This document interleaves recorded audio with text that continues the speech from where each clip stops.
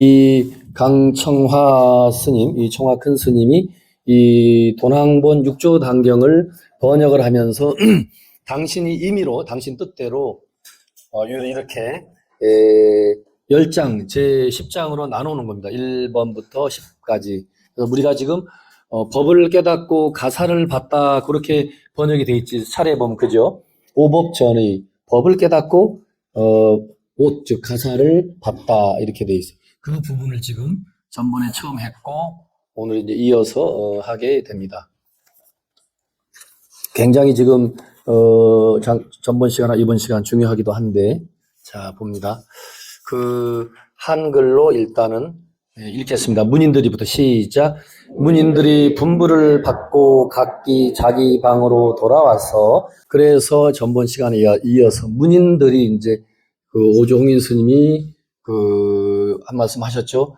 여러분, 이제 내가 살 날도 얼마 안 남았고 참으로 그 자기 자성을 이 자리에 내 문인이라 하고 여기 지금 수백 명이 모여 있는데 진정으로 견성, 자기의 참 성품을 본 사람이 있다면 내가 바로 그 견성한 사람을, 나는 5조지만 당신을 6조로 삼고자 한다. 그러니 각자 자기 방으로 돌아가서 깊이 살펴보고 각자 견성, 자기 성품을 봤다고 할 것 같으면 봤던 보지 않았던 각자의 소견을, 견해를 글을 써서 가지고 오라 했던 거예요. 그거 기억나죠? 네. 근데 이 지금 800명, 500명 문인들이 전번 시간에 이미 설명드린 대로 다 우리는 지을 필요가 없어. 왜 지을 필요가 없다고 그랬죠? 신수대사가 사실은 그 넘버원이죠. 바로 6조가 된다고 다 알려져 있어요. 이미. 굉장한 분입니다. 인품도 훌륭하고 뭐 대단한 분이야. 그러니까 우리는 괜히 피곤하게 수고스럽게 지어봤자 우리는 6조가 될 턱도 없다라고 다 자포자기. 신수가 될 건데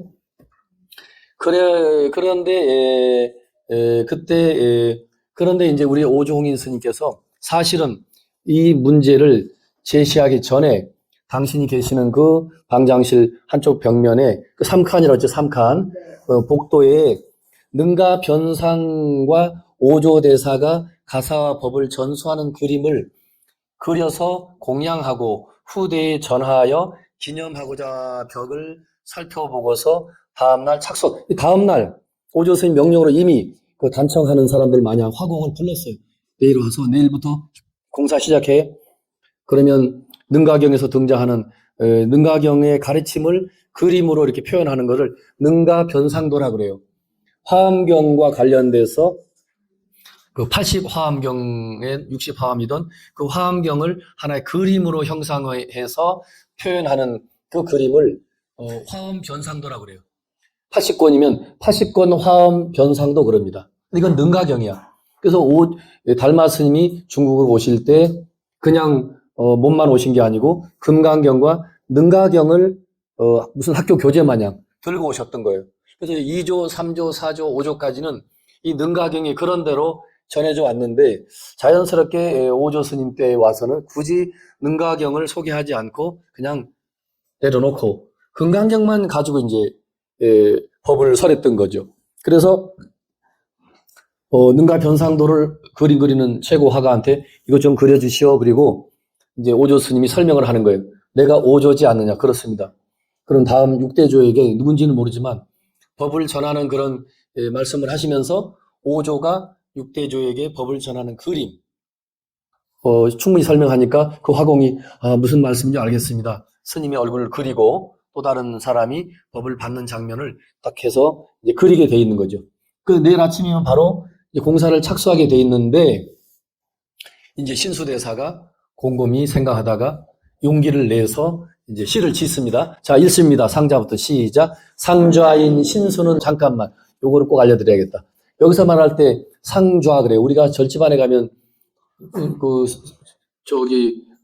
상자 그럽니다.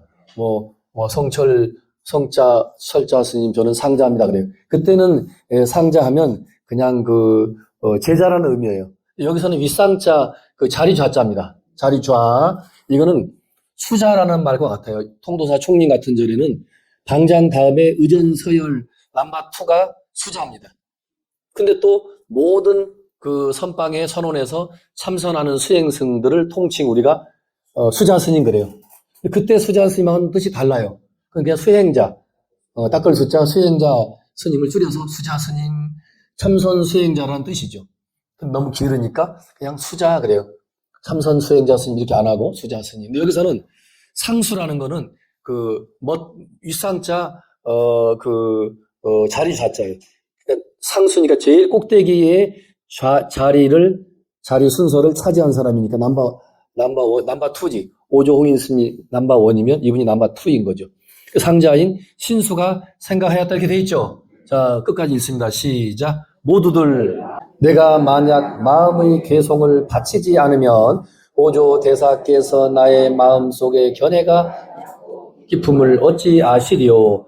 내가 마음의 개송을 오조 대사께 올려 뜻을 밝혀서 법을 구하면 옳거니와.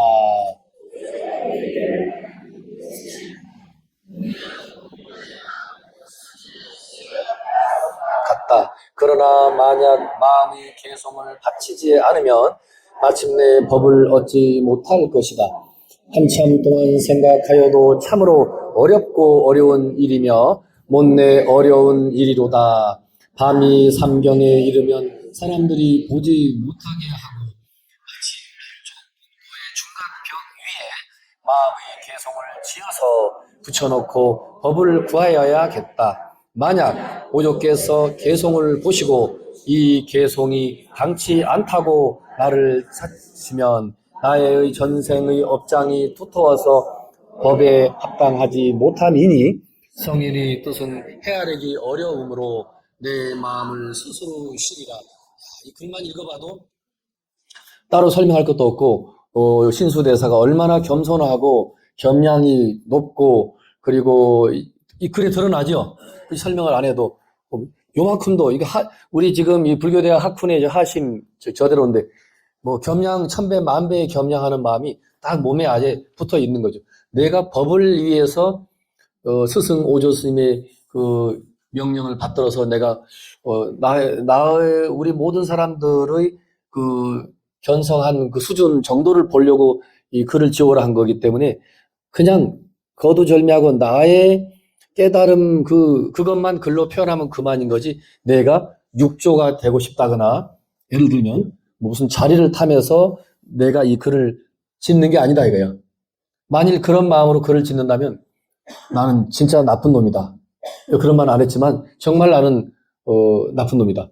요만큼도 육조라는 오조의 그 대를 이어서 6대 조사가 되고자 하는 그런 욕심은 요만큼도 없다. 다만 내가 이렇게 글로 표현하지 않으면 스승이 어찌 알리오 이렇게 돼 있죠. 이건 참 인간적인 글인데 원래는 압니다. 이렇게 여기 좀 보기만 해도 지금 제가 다 압니다. 무슨 엉뚱한 생각하고 있는지 이거 스님 무슨 생각하고 있는지 이 법문은 안 듣고 이따 끝나면 스님하고 커피 한잔 해야지. 이런 생각하고 다 보인다니까.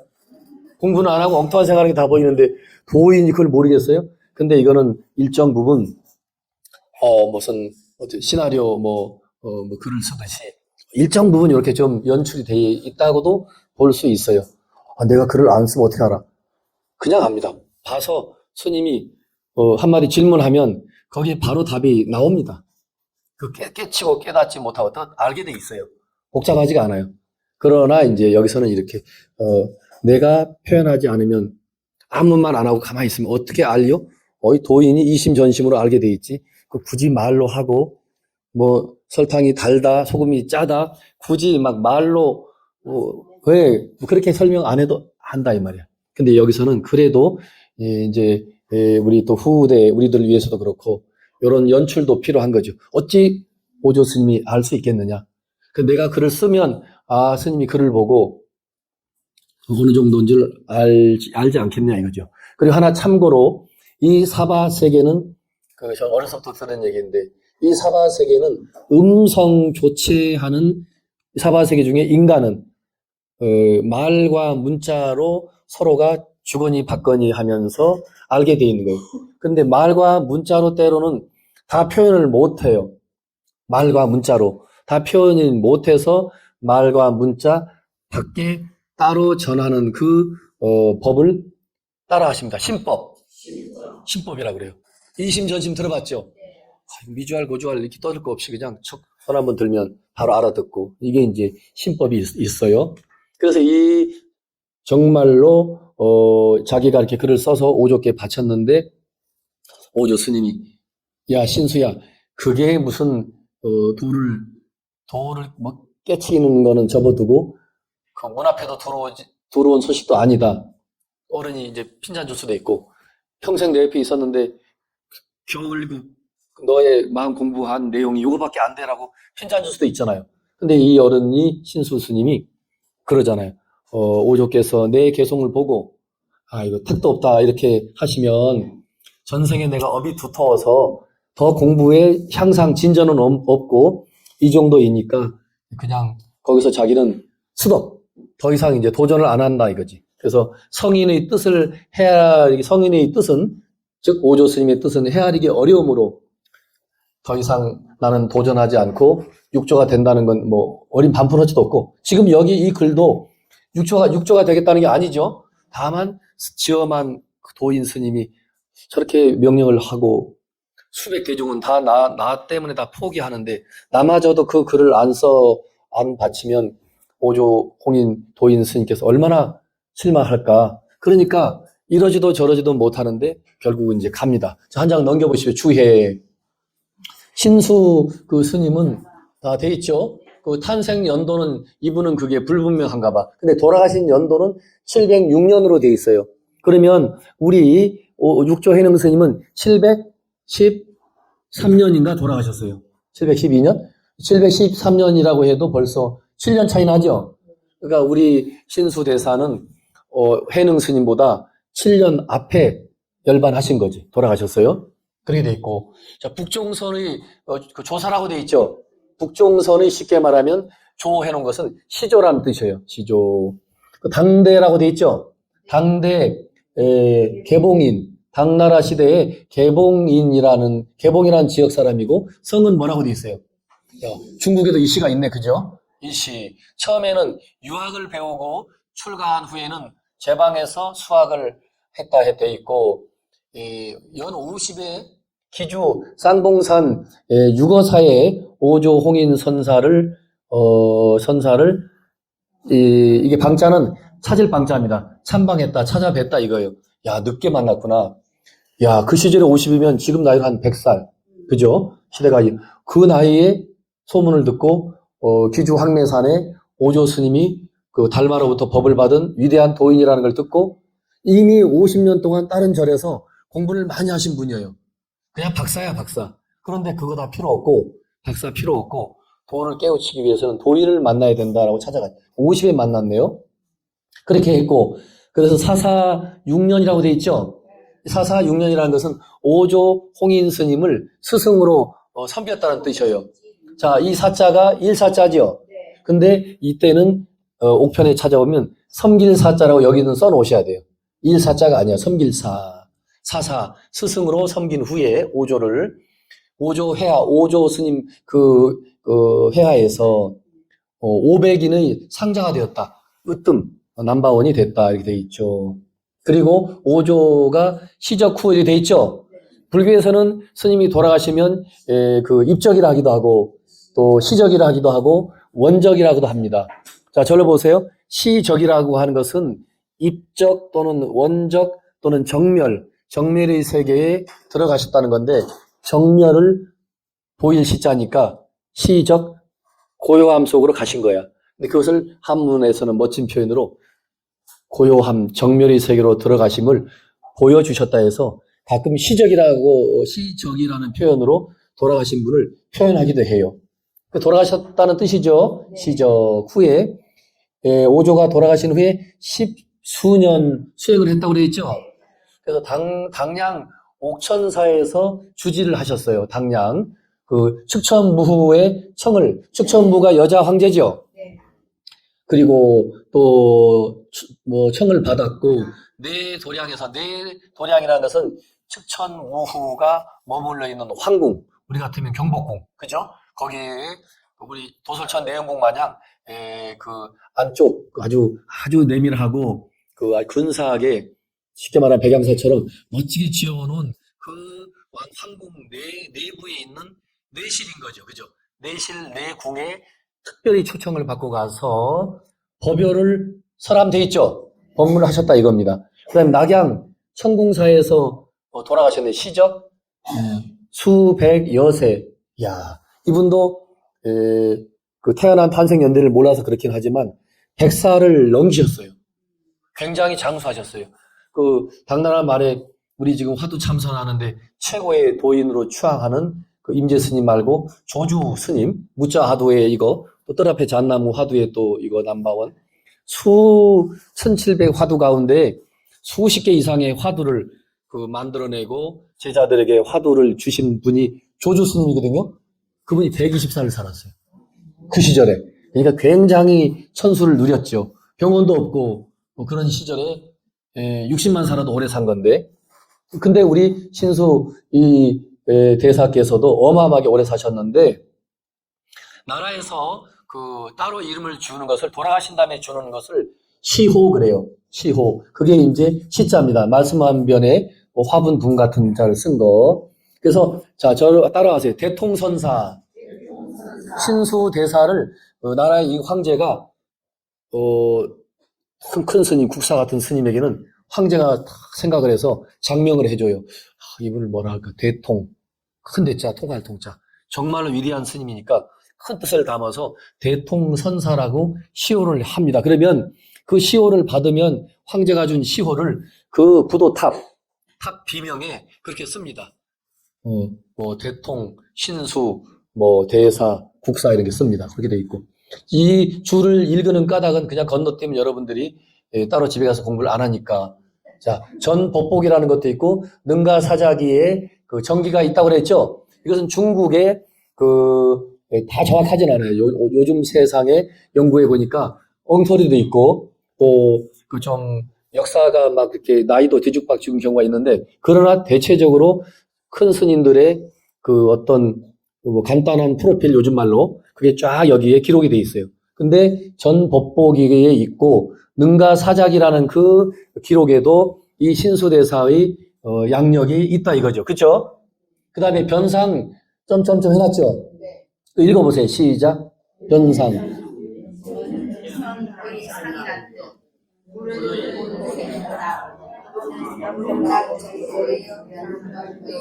천,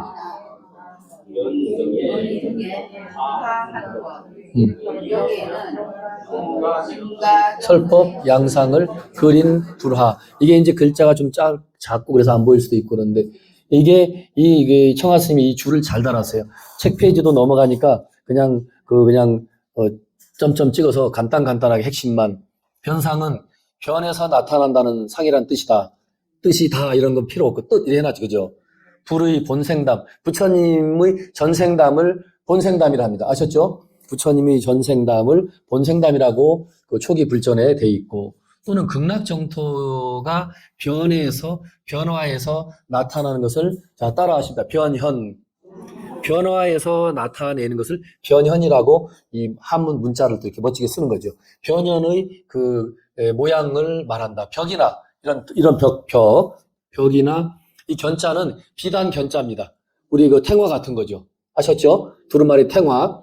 그렇게 그려가지고 이렇게 후불 탱화처럼 그려놓기도 하고 벽에다가 벽에 직접 그리기도 하고 대한민국 모든 정각의 특히 대웅전을 중심으로 시무도라든지 그 사방 벽면을 통해서 다양한 부처님 팔상도라든지 다양한 그림을 그려놓잖아. 그지요? 이것도 그 중에 하나입니다. 그렇게 돼 있어서 능가경의 설법 양상을 능가경의 저를 보세요. 부처님이 능가경을 쫙 강연하듯이 법문을 하십니다. 그것을 그것을 하나의 그림으로 표현하는 거죠. 능가경에 이제 서론, 본론, 결론이 나올 거 아니야. 그죠? 부처님이 뭐 이렇게 지금 손가락을 꽂고 말씀하고 계셨다. 또 꽃을 한 송이 들고 어쩌고 저쩌고 말씀하셨다. 그런 내용이 나오거든요. 그것을 그림으로 그려놓는 거죠.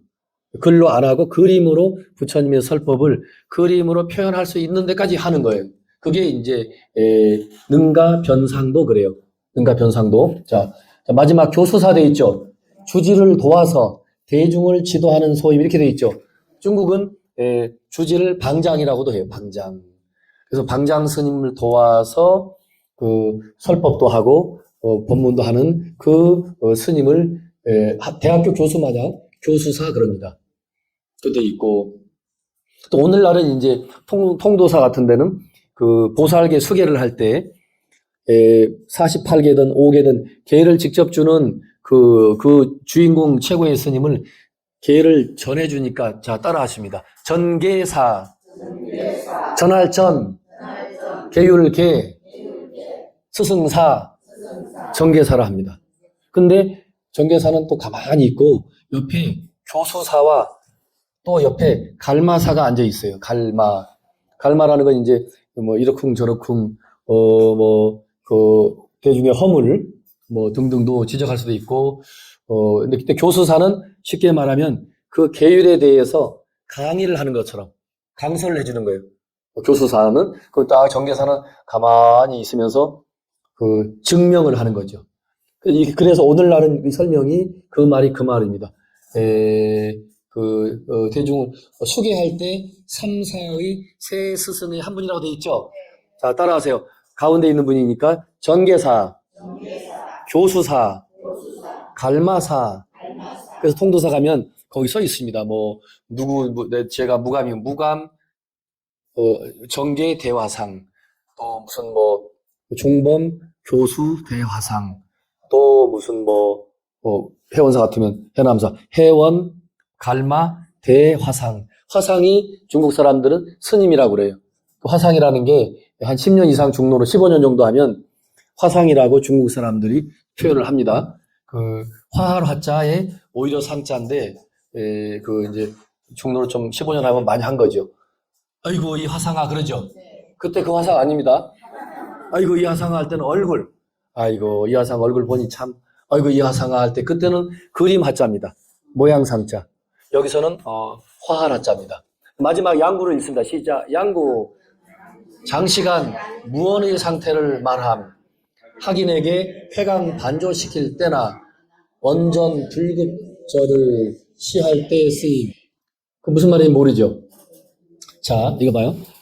누가 이제 그 법을 묻습니다. 스님, 제가 지금 육조단경도 배우고 작년에 금강경도 배웠는데요.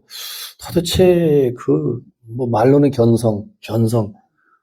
무엇이 견성입니까? 그냥 밑도 끝없이 물을 수 있죠. 그 스승이 그 사람 심리 상태를 다 압니다. 도인은 다 안다고 그랬죠. 이렇게 보고 요럴 때는 내가 말로 해주면 오히려 비상이 된다고 보는 거예요. 비상 알아요? 독이죠. 독약이야. 그래서 무엇이 견성입니까? 도인이 보고 말로 안 해주는 게 도움이 되겠다면 가만히 있습니다. 그 가만히 있는 거를 이 한문 표현으로 뭐라 한다고요? 양구, 진실할 양심 오렐구. 근데 여기서는 진실 그런 뜻이 아니고 가만히 있는 거. 그러면 침묵하는 거 있죠? 그거랑 또 달라요.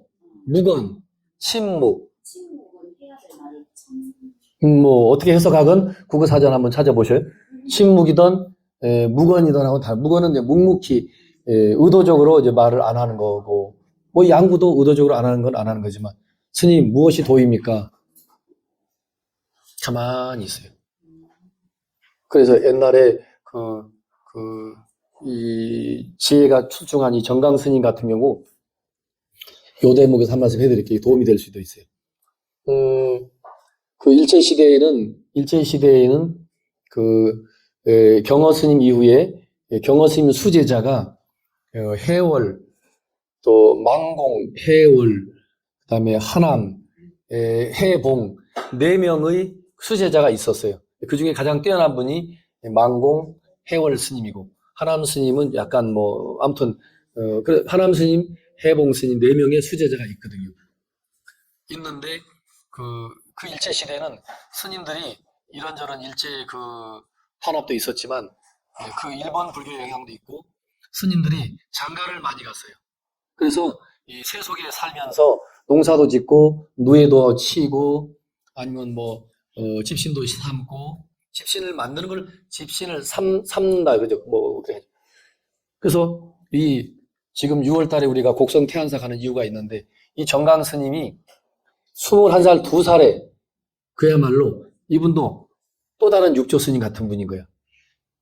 진짜로 21살, 2살에 그냥 툭 깨쳐버려요. 툭 깨쳐요.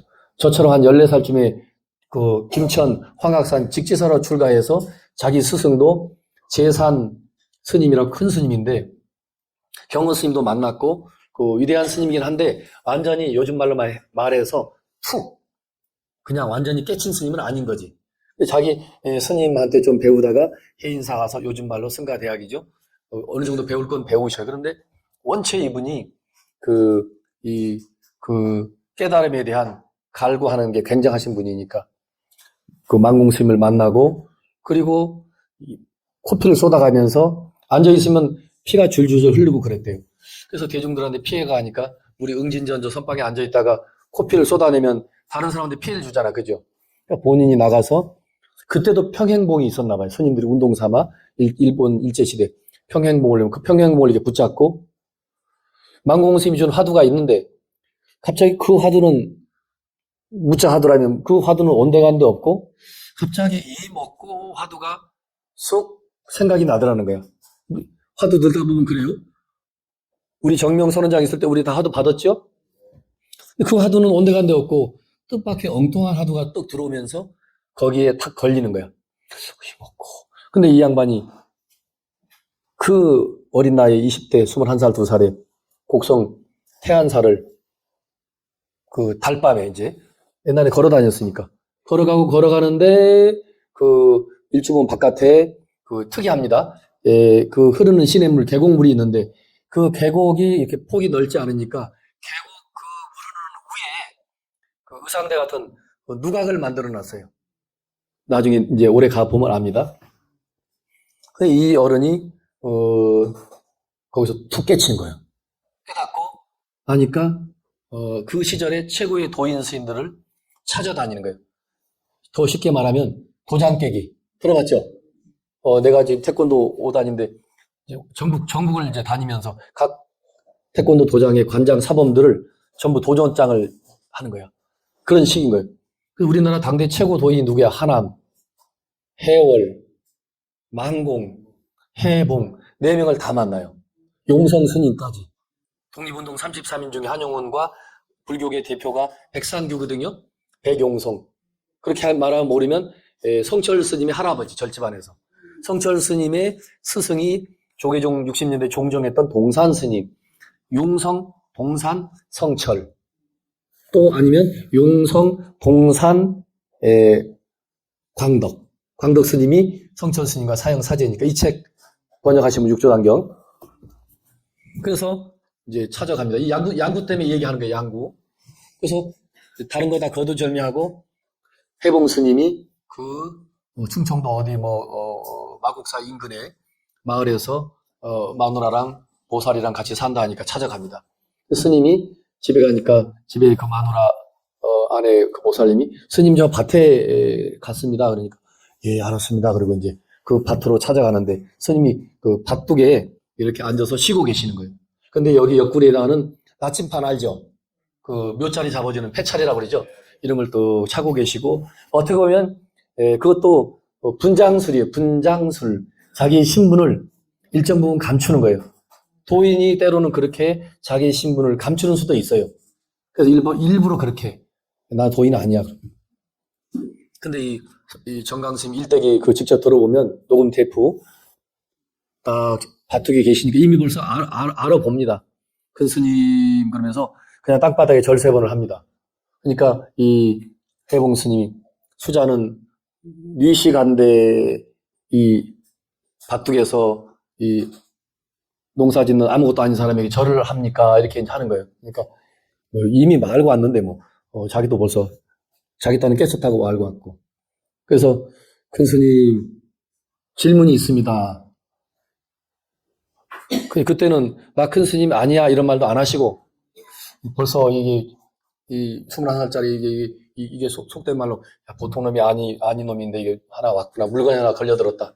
아, 그래 그러면 수자 한번 물어보소 이렇게 했다는 거 아니에요. 예, 큰 스님. 조주 스님의 무자하도 개도 불성이 있습니까 없습니까 하니까 조주 스님이 멍멍 지나가는 개가 앞절 백양사 앞마당으로 지나가니까 어느 수행자가 옆에 있다가 큰 스님 저 개도 불성이 있어요? 조주 스님이 아니 없음 무 그랬다고 그 질문을 하는 겁니다. 그 조주 스님이 무라고 했는데 이게 굉장히 당돌한 거예요. 지금 생각하면 그 조주 스님이 무라고 한 뜻이 있단 말이에요. 그죠? 그 조주 스님이 무라고 하는 거 무자 하도의 그 답을 큰 스님 반만 일러주십시오 이랬다는 거예요. 이야 전무후무한 이 불교 역사에 이렇게 질문하는 사람 없어요. 그래서 이 전설적인 인물이 됐어요. 조주 스님이 우리 수행자들에게 제시한 무자 화두에 대해서 스님 이 질문은 뭐냐? 자기는 다 안다는 거지. 정강 본명이 영신입니다. 영신 길영자 믿을 신자 영신. 나중에 호를 정강이라고 이제 씁니다. 그때는 정강이라고 안 쓸 때야. 영신 스님인 거지. 영신 수자 일러보소. 큰 스님 조주 무자에 대해서 그 답을 반만 일러 주십시오. 그러니까 스님이 무 그랬다는 거예요. 반만 일러달라니까 무. 저 영신 스님 무섭습니다. 0.1초도 안 기다리고 큰 스님 어찌 큰 스님이 지금 무 그랬잖아요. 큰 스님 어찌 그것이 조주 무자에 대한 답 반이 되겠습니까? 이랬다는 거예요. 무서운 또 다른 그 역공을 한 거지. 그러니까 해봉 도인이 야 지금 오조 흥인이 육조 스님 만나는 거와 똑같은 거예요. 이것 봐라. 처음부터 묻는 것도 심상치 않는데 그 답을 반을 일렀더니 어찌 그게 반이 되겠습니까? 이렇게 또 공격적으로 나오잖아요. 그러니까 해봉 스님이 다시 역으로 질문합니다. 그래? 그러면 영신 수자가 그때 수자를 합니다. 영신 수자가 반을 일러보소 이랬다는 거예요. 충청도 스님인가요? 반을 일러보소. 그러니까 영신 스님이 주먹을 이렇게 들더니 무 이랬다는 거예요. 무. 자, 해봉 스님이 반을 일러달라니까 무 했고 정강 영신 스님 어찌게 반이 되겠습니까? 그 수자가 한번 반을 일러보시오. 내가 읽는 게 반이 아니라고 네가 지금 주장을 하니 그럼 너는 어떻게 반을 일러 대답을 할 거냐? 무. 그런데 이 스님이 그 다음에 더 이상 질문도 안 하고 가만히 계시는 거죠. 가만히 있는 거를 양구를 합니다. 양구. 나중에 정강 스님이 더 공부를 해서 이제 저 만공 스님을 한 바퀴, 그러니까 자기 딴에는 한 바퀴 돌고 마지막 최고의 스승을 마지막에 만나요. 만공 스님을 만나는데 역시 스승이 무서운 스승인 거지. 정강 스님이 무슨 말만 하려면 아이고 저걸 깨달음이라고 네가 깨쳤다고 요즘 웃기는 짬뽕이네. 그 무슨 말만 물으려면 만공 스님은 그냥 한 칼로 내려치는 거예요. 웃기지 말고 꺼져 가. 너 아니야 그 공부. 그러니까 기가 막히잖아요. 나중에 이제 자기가 완전히 이제 깨치고 나서 만공 스님에게 마지막 그 인정을 받아요. 그 인정을 받는 거를 불교에서 인가라 합니다. 무슨 우리 인가란 말 많이 쓰잖아, 그죠? 건물을 어디 인가하는 것도 인가고 도장을 꽝 찍어서 이제 보증 인정 도장 같은 거지. 허락한다는 거지. 예, 너는 깨달은 사람이 맞아라고 확인하는 꽝 인정할 오를 까는 이제 그 받아들인다는 거죠. 근데 아무튼 이 양구라는 게 이 선종에서는 굉장히 그 의미심장하게 써요. 의미심장하게. 묵은 침묵하고는 다르다. 동자가 해능을 인도하여 남쪽 복도에 이르렀다. 해능은 곧 이 개송에 예배하고 글자를 알지 못하였으므로 옆 사람에게 읽어주기를 청하였다. 해능은 듣고서 바로 대강의 뜻을 알았다.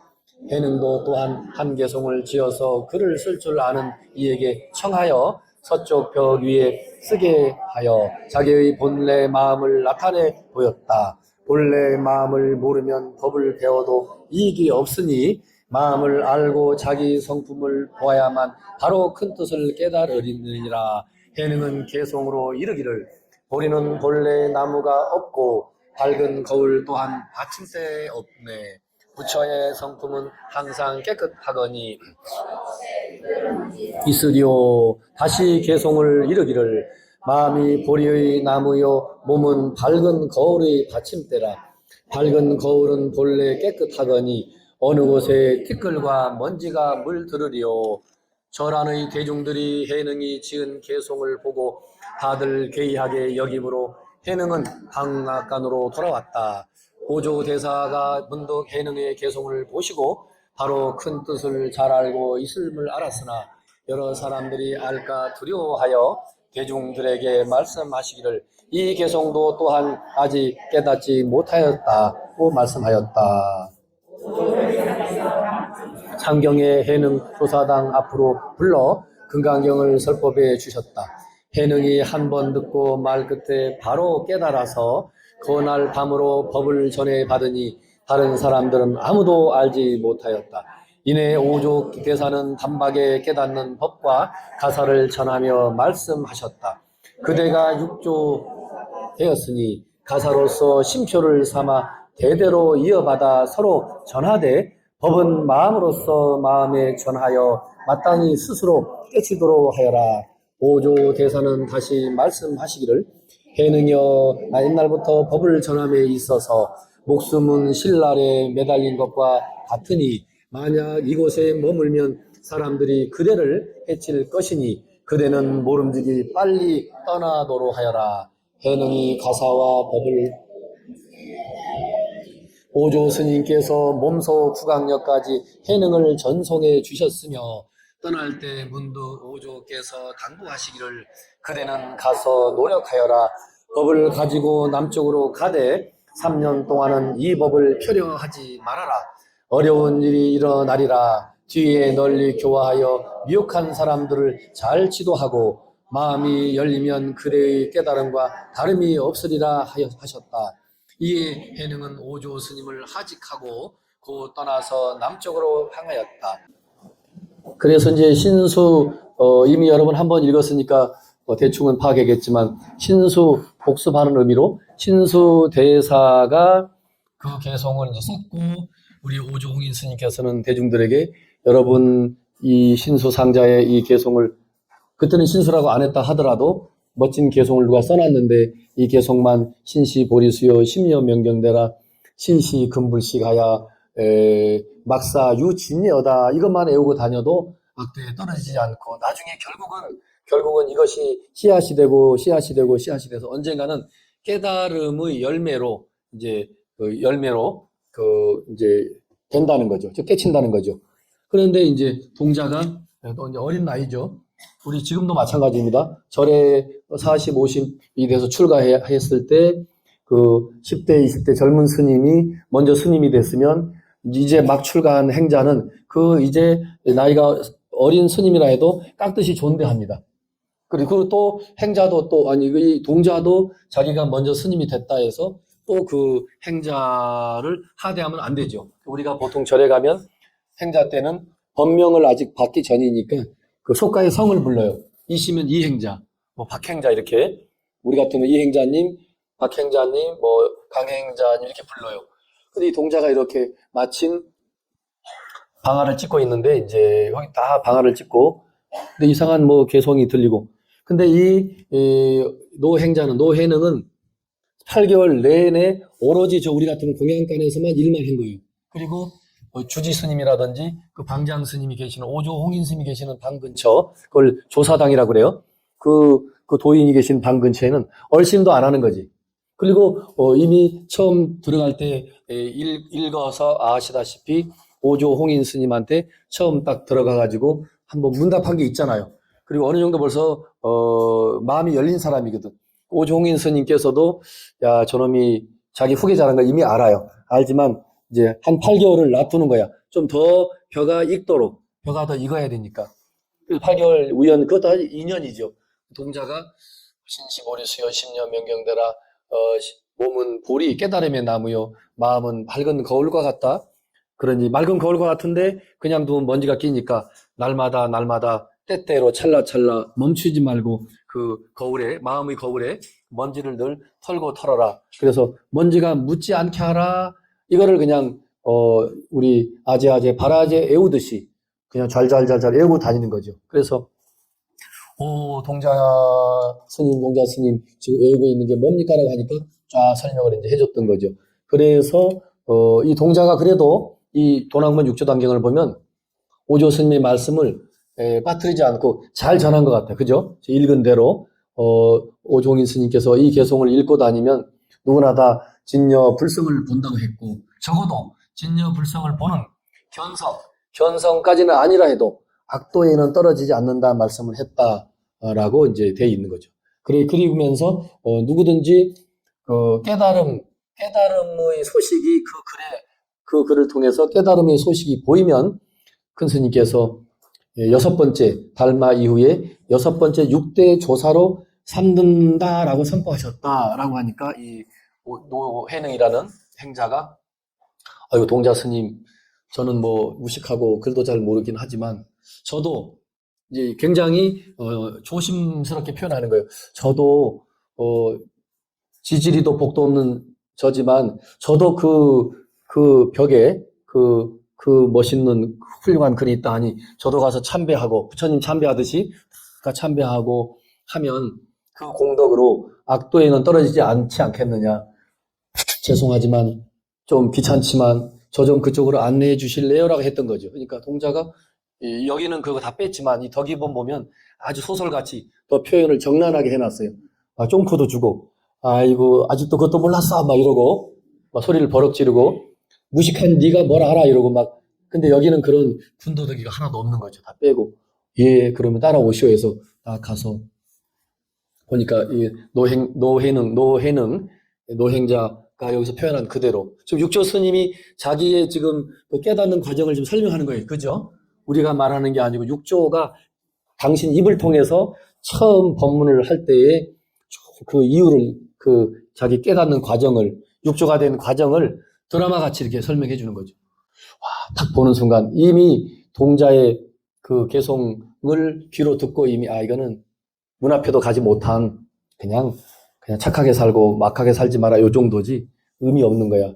알았지만 보고 다 읽어보고는 이렇게 돌아보니까 그 주변에 여기 지금 오신 분들 마냥 글을 많이 아시는 분이 있었던 거죠.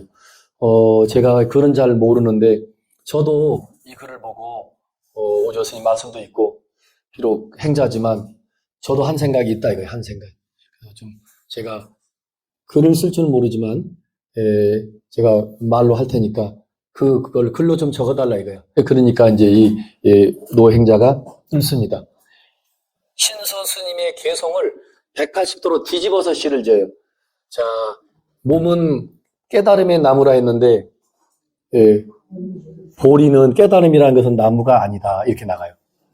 그리고 또 심시 보리수 십여명대 마음은 거울이라 했잖아. 뭐 거울 받침대라고 하는데 마음은 거울과 같다라고 했지만 명경 역비대 명경 밝은 거울은 받침이 아니다. 이렇게 또 뒤집어서 말하고 시시금불식 날마다 때때로 털고 털어서 먼지를 묻지 말게 날마다 털고 털어라 했는데 육조 스님은 여기서는 불성상청정 불성은 우리의 진여 불성은 우리의 본래 그 마음자리는 본래 청정한데 뭘 닦고 털고 말 게 뭐가 있어 이렇게 지은 거예요. 시시금불식이라고 신술은 지었고 노해능은 불성상청정 불성은 본래 청정한 건데 그 다음에 막사유진여다 먼지가 티끌이 묻지 않게 해라. 늘 부지런히 자기를 살피고 또 살피고 또 살피라는 게 신수의 그냥 윤리도덕 선생 같은 그런 멋진 말씀이지만 그래도 부처님의 그 지혜의 그 법등을 잇는 그런 그 후계자가 되는데 그 도덕 선생 정도 같은 거 가지고는 어린 반푼어치도 없는 거죠. 그러니까 불성상정 하처 유진열이요. 어느 곳에 먼지가 묻으려. 본래 청정한데 뭐 먼지가 어디 묻고 말 게 뭐 있냐. 완전히 뒤집어 놓은 거야. 그래서 그런 시를 지었고 그 다음에 이 오리지널 육조단경에는 이 덕이본에는 하나밖에 안 나오는데 여기는 하나 더 나오는 거야. 심시보리수요. 마음은 이제 아까는 신수대사는 몸은 깨달음의 나무라 이랬잖아요. 근데 이 스님은 또 그걸 뒤집어서 몸을 두 번째 보내고 마음을 먼저 얘기해요. 마음이 보리의 나무다 이거야. 몸이 보리의 나무라고 신수는 말했는데 이 육조는 마음은 보리의 나무요. 몸은 밝은 거울 받침대라. 몸이 밝은 거울이다 그렇게 해도 돼요. 몸이 밝은 거울이다. 밝은 거울은 본래 깨끗하니 명경 본청정. 밝은 거울은 명경이죠. 밝은 거울이죠. 본래 청정한데 뭐 먼지를 또 털고 말고 할 게 뭐 있냐 이거지. 하처 염 진내리요. 어느 곳에 티끌 먼지가 거기에 물들있느냐, 거기 오염될 택이 있냐 이거죠. 이렇게 해서 또 이제 써놓고 방앗간으로 돌아왔는데 요즘 말로 하면 엄청난 이제 막 아주 놀랄 노짜죠. 온 이 백양사 전체가 막 대중들이 들썩들썩 하는 거예요. 아무것도 모르지만 우리가 깨달음이 뭔지도 모르지만 그냥 글만 읽어봐도 수준 차이가 팍 나는 것 같죠? 아마 솔직히 말합시다. 아무것도 모르지만 뭔지 모르지만 육조 스님 말씀은 속이 뻥 뚫힌 것 같고 신수 스님 말씀은 진짜 성인 군자다. 윤리도덕 선생 같으시고 도량이 그 황매산 여기 이 절 전체가 시끌벅적하니까 오종인습이 떡 나와서 보니까 글씨가 또 써 있거든. 보더니 신발로 집신으로 흙을 묻혀서 먹으로 쓴 거니까 막 지우는 신용을 하시면서 이것도 마음을 깨친 글이 아니다. 너네들은 여기 신경 쓰지 말고 돌아가라. 그리고 오조홍인 스님이 오조가 지은 그 신수상자가 지은 그 글만 외우고 다녀라 이거야. 그렇게 한바탕 쇼를 합니다. 그러니까 대중들이 아닌데 야, 저 행자가 보통 아닌데 싶지만 오조가 아니라 하니까 뭐 아닌가 보다 하고 다 돌아가죠. 그리고 오조 스님이 이제 그 방앗간을 찾아갑니다. 찾아가서 이게 네가 쓴 거 맞지? 이렇게 물어보는 거죠. 예, 스님 맞습니다 하니까 그래, 저 좀 이따가 밤 9시가 되거든. 삼경 보통 뭐 9시, 11시 초저녁부터 9시, 뭐 11시 삼경에 내 방으로 살며시 와라 이렇게 이제 신호를 줍니다. 그래서 갑니다. 가니까 스님께서 제가 입고 있는 게 가사지요. 이거는 지금 약식으로 만든 가사인데 우리 대가사는 제법 크죠. 그걸로 그 방에 호롱불, 촛불 같은 불빛이 밖으로 새나가지 않게 가려락을 가려놓고 금강경을 우리 작년 1년 내내 금강경 배웠죠. 그거를 그냥 속전속결로 엑기스만 딱 해서 1분부터 32장까지 속전속결로 딱 핵심만 집어서 1장은 법회인이 보는 이거다. 이런 내용이다. 금강경의 핵심을 딱딱 집어주는데 여기에서 이제 우리 노행자가 원래 금강경을 시장에 나무 한 짐 팔러 갔다가 그 옆에서 금강경 읽는 거 듣고 뭔가가 놀랄 노자죠. 뭔가 마음이 확 열리는 것 같은 체험을 했고 그래서 그렇게 됐죠. 그런데 이제 제대로 이제 8개월 방언을 찌면서 이 사람은 아무 책도 안 본 거예요. 금강경커녕 뭐 원래 글을 모르니까 그냥 거기서 방아만 찍고 자고 눈 뜨면 방아 찍고 그리고 어른을 볼 생각도 못 하고 그냥 숨어 있다시피 했던 거고 또 어른 스님도 이미 그 눈치를 줬으니까 그러니까 그게 이심전심이에요. 내가 나서고 어른 스님을 가까이 가는 순간 어른 스님도 다치는 거지. 그때나 지금이나 시기 질투한 사람이 있는 거니까. 그래서 딱 이제 가니까, 이렇게 해서 스님께서 금강경을 다 설해 주시고, 오조 대사는 단박에 깨닫는 법, 그걸 돈법이라고 그랬죠? 자, 따라하세요. 돈법, 돈오법. 그 단박에 무슨 뭐 얼음, 뭐, 너 이거 금강경 한 10년을 읽어? 그러면 깨닫는가? 이런 말씀 없어요. 아주 특별 비법이야. 단박에 순간에 번갯불에 콩 꺼먹듯이 한순간에 깨닫는 법을 돈오법이라 하고, 육조 스님 이후에 이 남종선의 핵심이 바로 돈법이에요. 얼음 무슨 뭐 딴소리가 없어요. 누구나 자기의 본성을 보면 누구나 다 그 견성하면 다 부처라는 거예요. 그게 이제 앞으로 계속 나옵니다. 그래서 오늘부터 내가 너를 6대 조사로 삼겠다. 그러면서 다 읊어줘요. 달마, 해가, 3조 승찬, 4조 도신대사, 5조는 나다. 그리고 너는 6조다. 그리고 너 이후에는 이 가사와 부처님으로부터 내려온 이 밥그릇, 바로는 전하지 마라 그래요. 전하지 마라 합니다. 왜냐? 이것 때문에, 이 물건 때문에 목숨이 왔다 갔다 한다.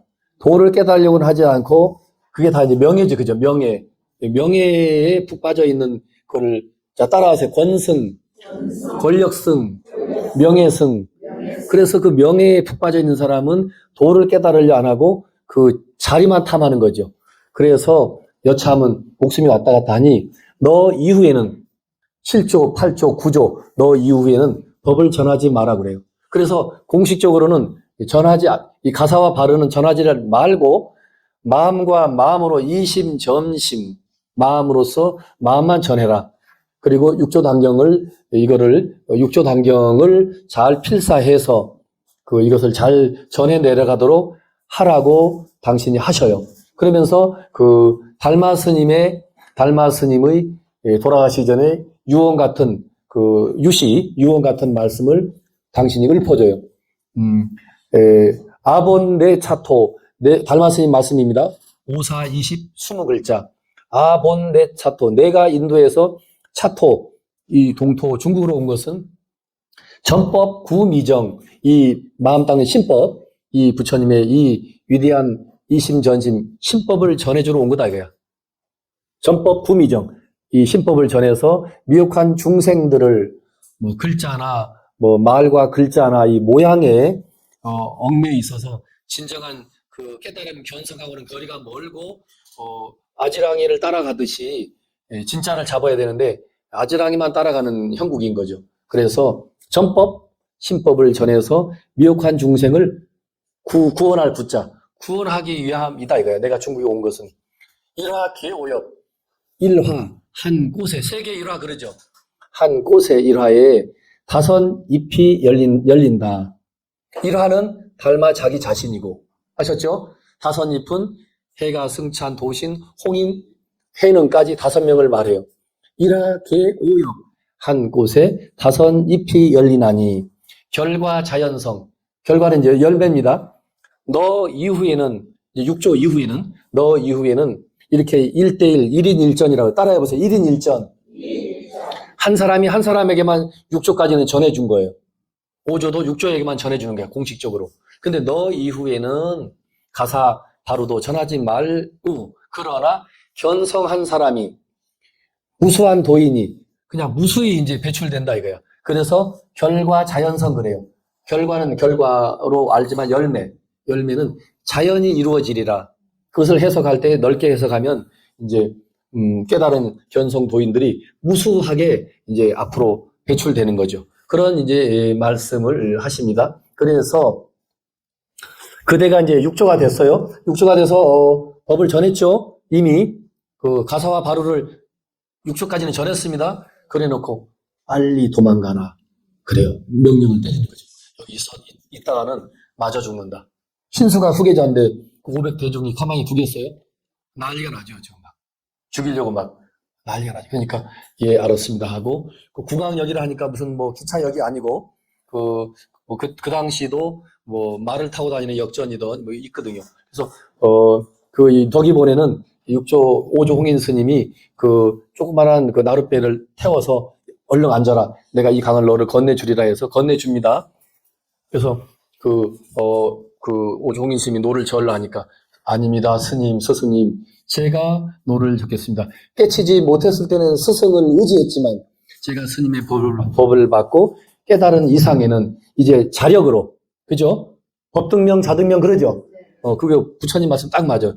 법등명, 자등명이고 자기 법기이니까 스스로 자기 불성에 의지하고 진리 법에 의지하는 거니까 스님, 제가 노를 적겠습니다 하니까 오종인 스님이 기특해서 그때도 선제 착하고 착하다. 그래 네가 그럼 져라. 그래서 강을 건너가고 당신이 이제 건너오시고 빨리 도망가라. 그리고 법을 요즘 같으면 강연, 설법 이걸 빨리 하려고 욕심내지 마라. 하는 이 세상에 큰 난리가 나서 뭐 너뿐만 아니라 불교에 큰 그 난리가 난다 이거죠. 그러니까 당분간 숨어 있으라 그래요. 3년을 피하라고 했는데 실제는 15년을 피신해서 삽니다. 그게 법이 그런 거예요. 그러니까 서두르면 안 돼. 2년이 안 되면 안 되는 거예요. 그렇게 해서 이 어른이 이제 오조 스님이 그런데 그 대유령이라는 큰 대관령 같은 잿마루가 있는데 수백 명이 이미 우리 오조 스님이 요즘 말로 치매가 오셨나? 세상에 신수가 있는데 저 더벅머리 24살짜리 총각한테 법을 줬다고? 6대 조사를 만들었다고? 있을 수 없는 일이야. 저 깡패 같은 놈이 와가지고 우리 어른을 공간 협박해서 가사와 바로를 훔쳐갔다라고 어른은 그런 말씀 안 해도 그렇게 생각하는 거야. 그래서 빨리 가서 그 도로 우리가 회수해 와야 된다. 회수해서 안 봐도 비디오잖아요. 신수 상자가 6대 조사가 돼야 되는데 저 도봉머리 24살짜리 행자가 스님도 아니고 중도 아니고 이거는 말도 안 돼. 맞는 말이죠? 말이 안 된다니까 쫓아갑니다. 근데 거의 다 그냥 다 나가 떨어지고 힘들으니까 그 육품 장군이 삼품 장군 출신인 그 도명이라는 스님이 거기까지 이제 찾아온 거야. 뭐 아마 말을 타고 왔거나 힘이 좋으니까. 그래서 개 섞어라 하고 이제 소리를 질렀죠. 그래서 이 노행자가 그 멈칫하고 이제 붙잡혔다는 뼈도 못 추리고 죽을 판이니까 생각하고 가까이 오니까 이 바로와 가사를 그 넓은 그 바위 있지, 그죠?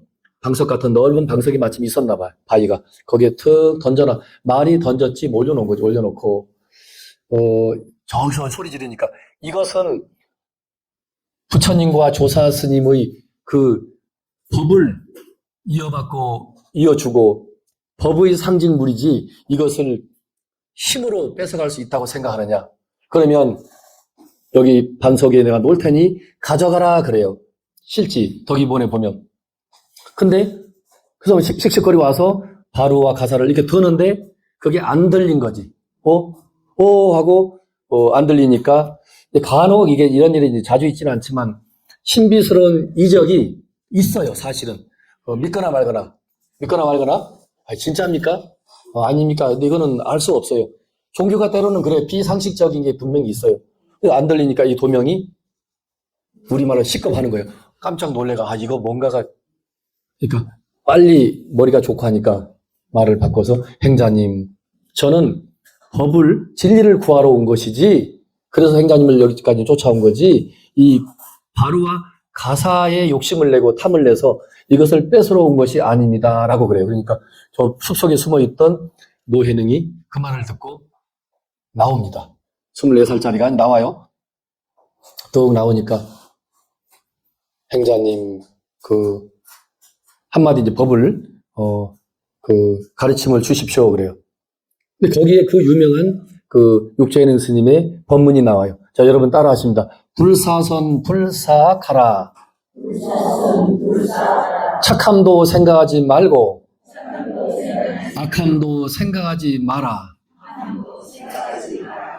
그게 참 묘하죠. 그 순간에 뺏으러 온 사람인데 한 말씀 진리 말씀을 해 주십시오 할 때 여참은 자기 목이 달아날 판인데 도인이기도 하고 24살짜리라 이미 다 파악을 했으니까 이 사람이 이제 진심이구나 라고 알아서 그렇기도 했지만 그 위급한 상황이기도 하고 수많은 그 아무리 행자지만 해야 될 말이 참 있을 법한데 그 순간에 그 도명이라는 법명을 부르면서 도명상자여 착함도 선도 생각하지 말고 나쁨, 악도 생각하지 말라. 자, 따라하십시다. 정이 일어날 때 어떤 것이 도명산좌의 본래 면목인고. 완전 이게 화두입니다. 선도 생각하지 않고 악도 생각하지 않고. 선도 생각하지 마라. 악도 생각하지 마라. 우리는 선 아니면 악이잖아. 그죠? 이분법이잖아요. 그런데 그걸 다 생각하지 말라는 거예요. 선도 생각하지 말고 악도 생각하지 마라. 선도 악도 생각하지 않고 있으면 우두커니 바보 멍청이잖아요. 아무 생각 없이 이렇게 있는 거야. 근데 거기에 툭 던지는 거예요. 그럴 때, 그 아무 생각 안 하고 있을 때잖아요. 그럴 때 어떤 것이 지금 내 앞에 있는 도명 스님의 본래 면목, 그게 불교에서는 그 우리 마음을 본래 면목이라 그래요. 이 얼굴을 이 화상이라고 그러죠. 또 이 상판이라고 그러죠. 상판떼기? 그런 말도 하죠. 그 경상도 말인지. 이 상판, 이 화상 말고 불교 이 선종에서 특히나 우리의 마음을 그 여러 가지로 표현하는데 본래 면목이라고 그래요. 이 얼굴 말고 그 모습으로 볼 수 없는 우리 마음을 본래 얼굴이라 해서 얼굴면 목, 눈목. 그러니까 우리 얼굴이란 뜻이죠. 어떤 것이 도명 스님의 본래 얼굴이냐, 본래 마음이냐 이거죠. 그 말에 그 자리에서 깨달아 버려요. 불교에서 말하는 깨달음이 이제 뭔가 여러분이 이 6차 단계 끝날 때까지 조금씩 알 듯 말 듯 하면서 이제 맛을 보실 거예요. 이렇게. 깨달아 버려요. 그러니까 깜짝 놀래요. 자기 본성을 깨달은 거야. 선도 악도 생각하지 마라 할 때 어떤 것이 너의 본래 면목이냐는 그 말에 깨치고 나니까 도명 스님이 육조 스님에게 너 행자야. 그때 스님도 아니야. 행자님이라고 불러요. 스님이 아니니까.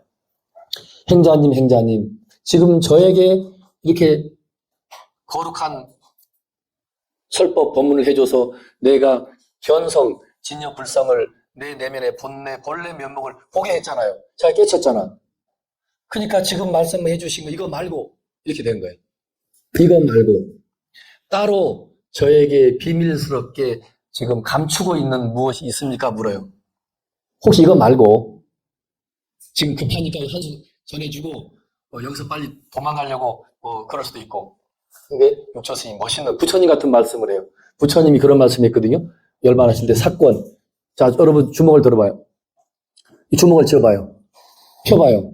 아무것도 없죠. 근데 간혹 부처님 당시에도 이렇게 주먹을 쥐고 누가 오면 이 손에 뭔가가 하나 감춰져 있는 것처럼 최후에 뭔가는 안 밝혀준 것처럼 그 사건이라고 그래요. 스승의 주목권. 그 부처님이 그러시잖아요. 열애에게는 사건이란 없다. 열애는 단 하나도 비밀스럽게 감춘 게 없다 그래요. 근데 이 육조 노행자는 특별히 불교 공부도 안 한 사람이 그 깨달은 도인이니까 그런 말이 툭 튀어나와요. 내가 이미 도명 스님에게 오조 홍인으로부터 지금 도노법을 받았죠. 단박에 깨치는 법이잖아. 그 단박에 깨치는 법을 받아가지고 도명이라는 인연 닿은 사람에게 또 단박에 깨닫게 해주는 거야. 빨리 돌아가서 10년 닦아 이게 아니고 그 자리에서 깨쳐버려요. 그러니까 그렇지만 스님 아니 행자님 혹시 이거 말고 비밀스럽게 감춰놓은 게 있냐고 물을 때 내가 스님에게 이미 다 불사선 불사하라 정희 이러할 때 어떤 것이 도명 스님의 본래 면목인고 했고 그 말 끝에 도명 스님은 견성을 했고 자기 본성을 단박에 순간에 다 깨달았잖아요. 그걸로 끝난 거야. 따로 감추고 말 게 없다. 이미 나는 스님에게 다 밝혔어. 이미 밝힌 마당에는 스승의 사건처럼 주먹을 꽉 쥐고 여기 뭐가 감춘 게 있다.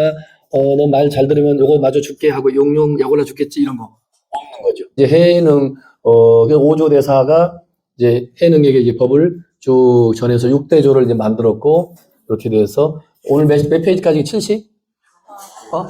70? 74까지 나갔죠, 끝까지. 네, 다 해서, 이렇게 해서 이제 해능 대사가 마지막에 하는 말씀만 하고 끝내겠습니다. 73쪽 끝에 보세요. 그 한문 원문이 있습니다. 73쪽 끝, 한문, 해능 대사 환원하되 돼 있죠? 뭐 우리가 한문을 모른다 하지만 읽어봅시다. 해능 대사 환원하되 선지시가 보리 반야 지지는 세인이 본자 유지로되 즉 연 신미하여 불능 좌우하니 추구 대선지식하여 시도로 견성하라. 선지시가 우오 즉 성지로다 이렇게 되어 있죠. 그 부분 아래 풀이분만 읽겠습니다. 해능대사가 다시 말씀하셨다. 선지식들이여 보리 반야의 지혜는 세상 사람들이 본래부터 스스로 지니고 있는 것인데 이렇게 되어 있죠. 다만 마음이 미혹하여 능히 스스로 깨닫지 못하느니라. 모름지기 큰 선지식의 지도를 구하여 자기 성품을 보아야 하느니라. 선지식이여 되면 바로 위없는 지혜를 이루리라. 참 재밌어요. 여기까지 하고 마칠 건데 자 책을 덮으십시오. 본인이 처음 법문을 시작하고 자기가 어느 출신이면서 여기까지 이제 6대 조사가 되는 과정을 설명하면서 최종적으로 우리는 다 본래 보리 자성 그 지혜의 성품을 가지고 있는데 우리 스스로가 어둡고 미혹해서 모를 뿐 깨달음은 다 누구나 다 부처다는 거죠. 그런데 중요한 것은 이 육조 해능 스님이 그 앞에 모인 수많은 대중 앞에서 이거 법을 막 시작할 때는 이제 나중에는 막 12,000명씩이나 모였다 하니까 아무튼 이 육조 스님으로부터 엄청난 요즘 말로 하면 도를 배우고자 하는 사람들이 몰려들었던 거죠. 근데 우리들을 부르는 호칭이 선지식이야. 우리는 도인을 선지식이라 하는데 다만 이 스님께서 선지식이여 여러분을 다 선지식으로 인정하는 거예요. 그런데 이 미혹해서 깨닫지 못하니 반드시 그 깨달음이라고 하는 게 거저되는 건 아니니까 그냥 선지식이 아니고 큰 대자가 붙었죠. 자 따라하세요. 대선지식. 그게 이제 스승이죠. 큰 스승을 만나야만이 그 깨달음이 아까 도명상자 봤죠? 불사선 불사하라 그 한마디 그 자리에서 즉각적으로 깨달아 버리잖아요. 육조 스님 자신이 대선지식의 역할을 하는 거죠. 우리는 선지식이라고 또 불러 우리를 그 하대하지도 않고 선지식이요. 여러분 본래 다 선지식입니다라고 인정하고 들어가긴 들어가지만 그러나 우리는 미혹하니까 이 견성이라는 게 간단하다고 말씀하시면서도 또 역설적으로 간단한 게 아니야. 그 간단한 것 같지? 내가 말로는 견성하면 다 부처야 말하지만 그게 어디 쉽드냐? 마음의 눈이 안 열리지? 그것은 큰 선지식을 만나야 돼. 큰 선지식을 만나면 바로 눈이 열린다. 그래서 마지막으로 그 만공스님, 경허의 법을 받은 만공스님은 평생을 자 따라하십니다. 도량, 도사, 도반, 도사, 도량, 또 도사, 도반, 도량. 전부 도자 돌림이네요. 도량은 그러니까 뭐 절투가 좋다 이런 걸 떠나서 그 공부하는 분위기가 잘 좋은 도량을 만나야 되고 또 같이 이렇게 선지식을 도사라 그래요. 선지식이 있어야 되고. 그래 도반 이렇게 같이 혼자 잘난 척하고 참선하는 것 같지만 혼자는 힘들더라 이거야. 옆에 사람이 1시간 앉아 있으면 나도 아이고 다리 아파하고 다리를 뻗고 싶은데도 옆에 사람 때문에 공부가 되는 거예요. 그래서 좋은 도반이 있어야 돼요. 도반과 좋은 선지식이 도사. 그다음에 그 공부할 수 있는 분위기를 잘 아니 저기 공부를 해야 되는데 옆에 바로 옆방에서 계속 드라마만 보고 시끄럽게 하면 공부 분위기가 깨지잖아. 그죠? 그래서 그게 다 도량이 좋다는 게 풍수지리학상 도인이 나오는 자리 그런 의미 도량이 아니고 공부할 수 있는 분위기가 좋은 그런 장소도 반드시 필요하지. 근데 그런 좋은 장소도 그 우리들이 좋은 장소가 되도록 만들어야 되죠. 일정 부분 자 따라하십니다. 공부 분위기를 우리가 만든다. 우리가 공부 분위기를 잘 만들면 좋은 도량이 되는 거죠. 오늘은 여기까지 하겠습니다. 수고하셨습니다.